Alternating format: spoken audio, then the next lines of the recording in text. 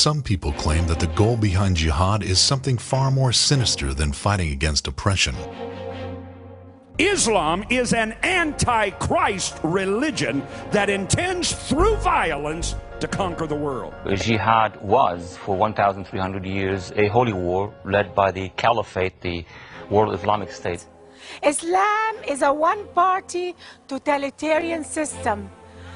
It's a one-party state that will not allow you to speak, and it will kill anybody who challenges or questions.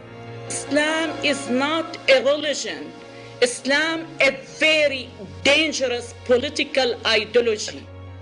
To our society, and it's time we wake up. This is not just a nice religion. It is a political movement bent on world domination through the sword. That's what jihad is. We have a problem all over the world with the ideology of hatred, which is called Islam.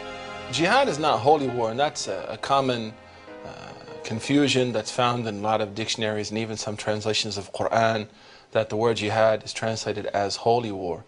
Actually, war is not holy, life is holy. And the reason that war is legislated in Islam is to protect life in the first place. All of that goes back to protecting the sanctity of life. And within war itself, there are so many rules and regulations that the Muslim has to follow, which are designed to protect the innocent from harm or even abuse.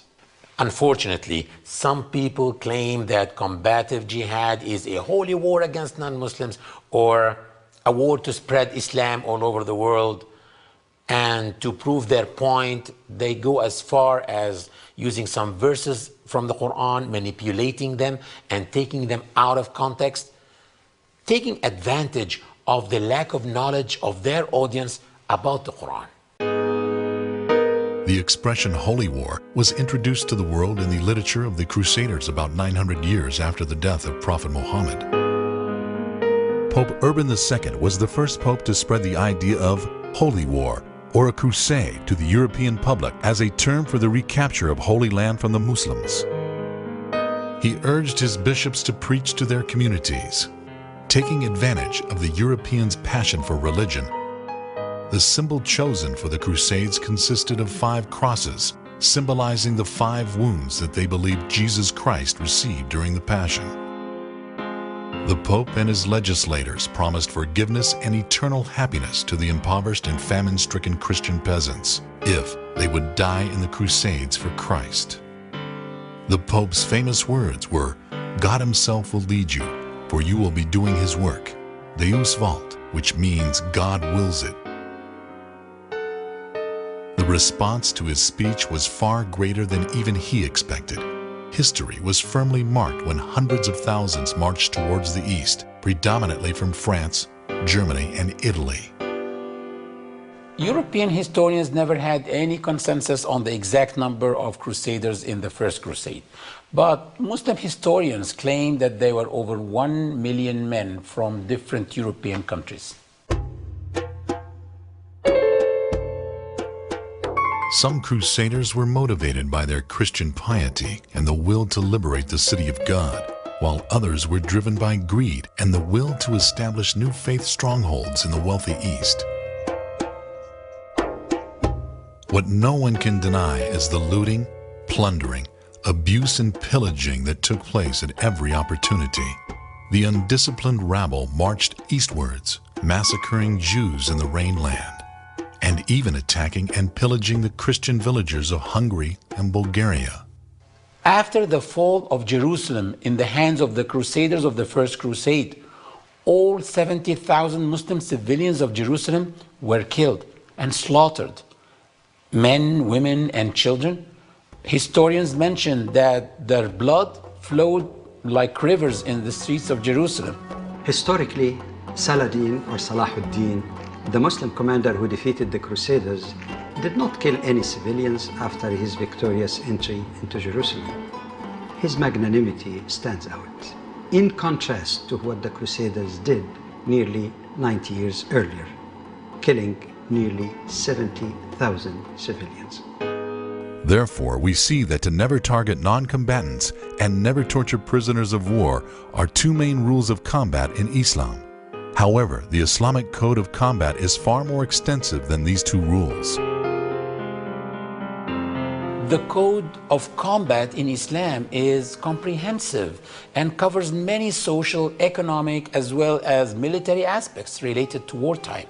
Among its instructions is that Muslims must not destroy infrastructures. Another of the important instructions from Prophet Muhammad was, do not poison the wells. Amongst the teachings of the Quran is the protection of houses of worship.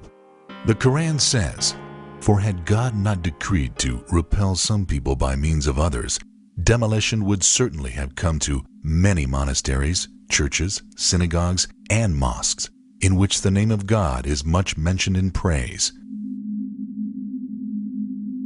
Prophet Muhammad, peace be upon him, said, "Don't destroy crops, don't kill animals, don't even disturb birds in their nests." He did not allow the mutilation of bodies, whether dead or alive.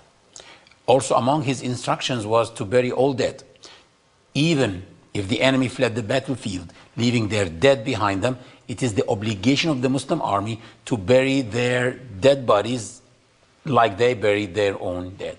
If Muslims are ordered to fight in order to repel oppression, if by fighting they themselves became the oppressors that they sent out to fight, that will be the greatest act of hypocrisy ever seen. So for that reason, in Islamic law, especially with regards to fighting, we find that the order not to oppress runs the gamut. Muslims are ordered not to poison wells, to destroy natural resources, to harm animals, to harm places of worship. In Egypt, where I lived for 6 years, I would walk around Cairo and still see churches that existed before the time that Islam came to Cairo, left in actually immaculate condition. Muslims were ordered not to harm anything, because if you're setting out to repel oppression, the worst thing that you can do is become the oppressor that you set out to fight. All these teachings bring us back to the spiritual jihad, as it is extremely dangerous if a person seeks to defeat his enemy before defeating his own ego. The result would be exchanging one tyrant for another. Reading the Islamic history, one has to be amazed at the level of discipline of Muslim warriors toward their defeated enemies or their citizens of the conquered countries. A few years after the death of Prophet Muhammad, an army of only 8,500 Muslims defeated the Romans and took over Egypt. They were under the leadership of Amr ibn al-As, one of the Prophet's companions, highly commended as a military genius.